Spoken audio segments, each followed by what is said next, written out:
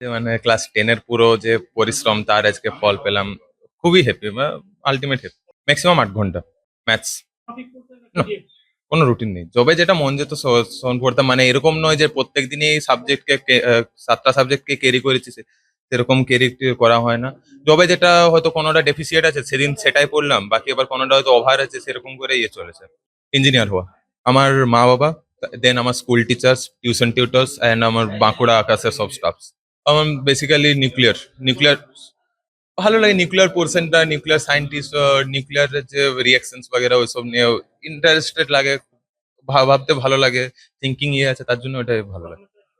Cricket খেলতে বার্তা পড়াশোনাটা তো দরকার, পড়াশোনার সাথে সাথে যে অনেকে আছে খেলাধুলা করে না সেটা নয়, খেলাধুলা করতে হবে, সবকিছুতে এক্সট্রা কারিকুলাম রাখতে হবে, সবকিছুতে এক্সপার্ট হতে হবে, তবে গিয়ে মানে মাইন্ড ফ্রেশ রেখে পড়াশোনা করতে হবে। মাইন্ডে চাপ নিয়ে পড়াশোনা করলে সেটা কিছু হবে না, মাইন্ড ফ্রেশ রেখে পড়াশোনা করো। যেটুকু পড়বে অ্যাটেন্টিভলি, মানে একদম যে সারাক্ষণ 24 ঘন্টা 20 ঘন্টা পড়তে হবে তারও কোনো মানে নেই। 10 ঘন্টা 8 ঘন্টা পড়ুক, অ্যাটেন্টিভলি পড়ুক, খুবই কাজের হবে, খুবই কাজে।